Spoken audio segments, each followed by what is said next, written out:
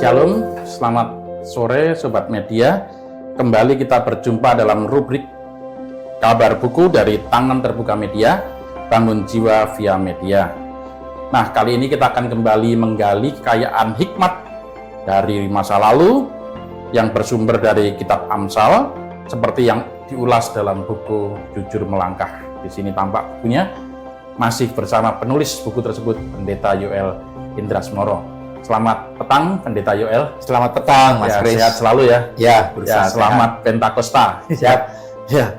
Kali ini dari buku Jujur Melangkah, kita akan mengangkat tema Gemar Memberi. Ya, di buku Jujur Melangkah terdapat di halaman 89 yang diinspirasi dari Amsal 11 ayat yang ke-24 hingga ayat yang ke-28. Nah, kita akan membuka perbincangan kita pada petang hari ini dengan mengutip dari Amsal 11 ayat 24 sampai 25 dari Alkitab Terjemahan Baru edisi yang kedua. Demikian bacaan firman Tuhan. Ada yang gemar memberi tetapi bertambah kaya, ada yang menghemat secara berlebihan namun selalu kekurangan. Siapa banyak memberi berkat diberi kelimpahan, siapa memberi minum ia sendiri akan diberi minum. Nah, sebagai pembuka ini Pendeta Yoel, apa kira-kira arti dari banyak bacaan ini ya? Orang yang banyak memberi malah berkelimpahan, sementara yang pelit, yang menghemat berlebihan malah selalu kekurangan. Orang yang menunjukkan hidupnya untuk sesamanya malah seperti tidak pernah berkekurangan, sementara yang menunjukkan hidupnya hanya untuk dirinya sendiri seperti selalu berkekurangan. Padahal kan hukum dunia, rajin pangkal pandai, hemat pangkal kaya. Semakin berhemat semakin kaya. Ya. Bagaimana menurut Pendeta Yoel? Iya, peribahasanya benar. Rajin pangkal pandai. Yang rajin belajar pasti akan mendapat nilai yang baik dan mempunyai kepandaian. Hemat pangkal kaya. Itu secara umum begitu. Tetapi yang juga benar adalah kalau kita sungguh-sungguh berhemat, misalnya kita mau berhemat untuk dalam hal makanan. Repotnya adalah ketika kita begitu hematnya, asupan gizi malah kurang. Lalu sakit. Kagak pakai BPJS. Akhirnya malah keluar duit lebih banyak. Akhirnya keluar lebih banyak gitu ya. Jadi apa namanya? Di sini secara logika kalimat-kalimat Amsal ini benar gitu ya, bahwa dan mungkin aneh ya ketika orang gemar memberi malah bertambah kaya. Nah, bertambah kaya ini bisa saja nggak bertambah kaya uang, tetapi ketika dia gemar memberi maka dia bertambah persahabatan. Lalu ketika bertambah persahabatan bisa saja dia sering ditraktir orang gitu kan, dan akhirnya ya dia nggak mengeluarkan uang lagi gitu kan. Jadi sebetulnya ini hal yang logis ya, bahwa ketika kita berani memberi, kita malah mendapatkan banyak. Tetapi ketika kita menahan untuk memberi, kita malah kekurangan banyak, begitu ya. Dan sahabat itu kalau dinilai jauh lebih besar dari nilai uang ya sebenarnya. Jauh lebih besar pada uang, gitu ya. Jadi apa namanya, persahabatan itu kan kekal ya. Dan ketika persahabatan itu sebetulnya dengan adanya persahabatan, kemungkinan kita lapar juga nggak mungkin lah, karena ada sahabat yang menopang gitu ya. Tapi ya bukan berarti, tapi ketika kita mau berbagi, sebetulnya kita sudah menganggap orang lain sahabat, sehingga wajar lah kalau orang lain juga menganggap kita sebagai sahabat gitu ya. Ya, menarik sekali terkait tentang relasi persahabatan ini ya. Tersirat dari ayat 24 sampai 25 yang menjadi pembuka ini, ada panggilan manusia sebagai makhluk sosial ya. Seberapapun kayanya seorang, seberapapun berlimpahnya, dia tetap membutuhkan bantuan dan topangan orang lain, dan orang tidak bisa hidup sendiri. Sekarang mungkin kita tidak bilang semuanya bisa kita lakukan sendiri, tapi suatu ketika pasti kita membutuhkan bantuan orang lain. Dan terkait dengan persahabatan tadi, sebenarnya kalau terkait kelimpahan, orang sebenarnya hanya butuh 3 piring nasi ya Mas Hari. Iya, pagi siang sore ya, pagi siang sore. Bahkan untuk orang-orang tertentu, teman kita Mas Sukirno kan udah gak makan nasi. Sudah menghindari nasi. Sudah menghindari nasi. Tapi yang juga benar adalah juga dalam pembelajarannya. Ya. Ketika kita memberi orang lain ilmu, gitu ya. Berbagi ilmu nih ya. Berbagi ilmu, mengajari orang lain, kita malah semakin pintar. Dan ketika kita berbagi, ilmu itu nggak akan berkurang dari diri kita. Kita malah semakin ahli, begitu ya. Ketika kita mengajar, semisal menulis kah, fotografi kah, desain kah, kita tertantang untuk menggali lebih dalam, dan akhirnya kita juga bertumbuh ya. Kita juga bertumbuh, kita juga semakin pintar, dan apa namanya, orang lain juga semakin pintar. Tetapi itu tadi, kepintaran orang itu nggak pernah berkurang. Kepintaran orang itu hanya mungkin bertambah. Nah, ketika dia berbagi, dia malah bertambah. Bertambah dengan cara dia berbagi, karena ketika kan banyak orang beda gaya, sehingga dia perlu banyak gaya untuk berbagi. Dan kekayaan gaya itu membuat dia semakin pintar semakin banyak yang dimilikinya, begitu. Dengan berbagi, dia juga akan memperoleh juga ilmu dari orang lain juga ya. Ini kan sering kali kalau kita dalam komunitas-komunitas. Dan dia semakin terampil. Betul, kan sebetulnya sesuatu yang dibagikan dengan konsisten akan membuat kita semakin terampil.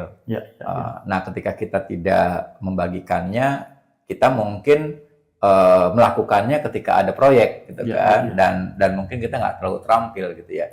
Tapi yang menarik adalah ketika kita berbagi tanpa berharap uang, begitu ya. Misalnya berbagi ilmu tanpa berharap uang, pada akhirnya uang bisa mengalir dengan sendirinya, gitu. Sehingga memang nggak kekurangan. Kalau dilihat mirip-mirip perumpamaan talenta ya. Siapa yang membagikannya dan mengembangkannya, toh akan diberikan lebih lagi ya. Lebih lagi. Kepercayaan baik oleh Tuhan maupun oleh sama kita ya. Betul. Nah, yang unik Pendeta Yoel di bacaan hari ini adalah ayat 26. Siapa menahan gandum akan dikutuki orang, tetapi berkat turun atas kepala orang yang menjual gandum. Nah, ini ternyata hal berlaku curang, menimbun hasil bumi bukan hanya terjadi pada masa sekarang ya, tapi sudah dari masa kuno sudah menjadi kebiasaan orang-orang yang yang jahat yang tidak mau berbagi. Saya jadi teringat pada masa-masa awal pandemi dulu, banyak orang menimbun masker, hand sanitizer dan sebagainya. Tapi kemudian ketika sudah mulai ada vaksinasi, mereka yang menimbun itu akhirnya barangnya tidak laku dan akhirnya malah tidak berguna ya. Bagaimana menurut Pendeta Yoel fenomena penimbunan ini? Karena orang pikirannya kan pendek. Mumpung ada kesempatan, mumpung barang langka banyak uang, mumpung barang langka, maka dia merasa perlu untuk menahan dan ketika diketahui orang bahwa dia menahan, dia pasti akan dikutuki orang. Bisa saja dia merasa tidak terlalu peduli dengan kutukan itu, tetapi kita sama-sama tahu bahwa manusia kan tidak hidup sendirian. Manusia hidup dalam lingkungan. Dan menurut saya lingkungan itu besar maknanya bagi manusia. Jadi ya jelas di sini ada saja pedagang yang mencoba menimbun. Tapi ketika dia menimbun, sebetulnya dia kehilangan persahabatan. Karena orang akhirnya menganggap dia sebagai orang yang hanya cari untung. Pedagang harus cari untung, tetapi jangan sampai untungnya itu menjadi tidak wajar dan membuat dia jadi jadi musuh kaya, masyarakat jadi musuh masyarakat karena kaya sendiri gitu menarik. Nah, Pendeta Yoel, ada kalanya manusia itu diuji kebaikan hatinya, gemar memberinya sesuai tema hari ini. Bukan hanya saat kelimpahan, tapi juga saat kita sedang pas-pasan atau malah berkekurangan. Kita dipanggil Tuhan juga untuk berbagi dan memberi. Nah, contoh misalnya dalam Alkitab pemberian janda di Sarfat kepada Elia, atau persembahan janda miskin. Nah, bagaimana kalau menurut Pendeta Yoel, kita dimampukan untuk tetap bersedia memberi? Bagaimana memampukan iman kita atau diri kita untuk percaya pada Tuhan, supaya kita tetap bersedia memberi bahkan di saat kita pas-pasan atau kekurangannya. Kalau memberi saat kelebihan kan mungkin mudah ya. Betul. Kisah janda di Sarfat memang kisah iman Jadi Elia mohon agar dibuatkan roti begitu dan janda itu mengatakan hanya cukup buat kami, setelah itu kami akan mati begitu Tapi Elia bilang buat yang kecil sajalah buat saya gitu Tapi sebetulnya menurut saya janda itu berpikir logis dia makan banyak, makan sedikit, toh dia juga akan mati. Ya kalau mati kan sama-sama matinya begitu ya. Tetapi ada kesempatan bagi dia untuk mau berbagi gitu ya. Dan yang menarik adalah ketika dia berbagi, ya dikatakan apa ya, terigu nggak habis-habis, minyak juga nggak habis-habis. Gitu selalu ada tersedia ya. Dan sebetulnya menjadi tantangan buat kita sih, kalau memberi ketika kita masih cukup, masih ada, itu hal mudah. Tapi bagaimana memberi dalam keadaan memang kita tidak ada, atau itu buat kita saja kurang, gitu ya. Nah, di situ saya rasa kita perlu main iman. Tetapi kita bisa bertanya bahwa siapa yang lebih membutuhkan? Jangan-jangan orang itu lebih membutuhkan dari kita. Mungkin waktu kita masih bisa sehari 2 hari, orang itu mungkin hanya tinggal sehari, begitu ya. Dan 2 hari, 3 hari kan masih ada kesempatan tuh. Jadi ya sekali lagi ini iman. Juga seperti janda di bait Allah gitu ya. Dia berikan seluruh nafkahnya. Menurut saya itu adalah cara dia untuk mengandalkan Tuhan. Bukan mengandalkan harta, mengandalkan Tuhan. Dan ketika dia mengandalkan Tuhan, kalau kita yakin, percaya Tuhan Maha Kuasa, masa iya Tuhan nggak akan bisa memberikan makanan, gitu kan? Dan sekali lagi kan dari orang-orang sekitar Tuhan bisa melakukan sesuatu. Ya, menarik sekali pernyataan ini adalah memberi pada akhirnya adalah semacam perbuatan iman juga ya Mas. Iya. Dan ini memberi ya, bukan membuang. Jadi bukan sekedar memberikan sisa ya. Iya, ini memberi. Memberi artinya kita juga butuh. Kalau Ibu Teresa bilang, kita hanya sungguh-sungguh bisa memberi, sungguh-sungguh memberi ketika kita merasa kekurangan, merasa sakit, gitu ya. Tapi ketika kita memberi, tapi kita merasa nggak ada yang kurang, mungkin kita membuang.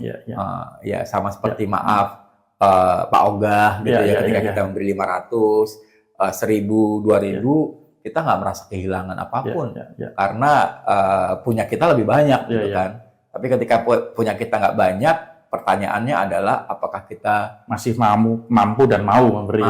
Masih mau.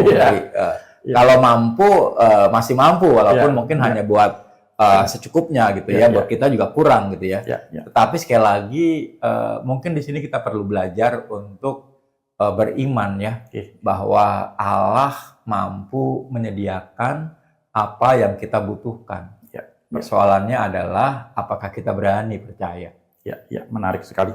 Nah, sebagai penutup Pendeta Yoel, 2 ayat terakhir dari Amsal 11, terutama ayat 27 sampai 28, menulis dengan menarik. Siapa mengejar kebaikan akan disenangi orang, tetapi siapa mengejar kejahatan akan ditimpa kejahatan.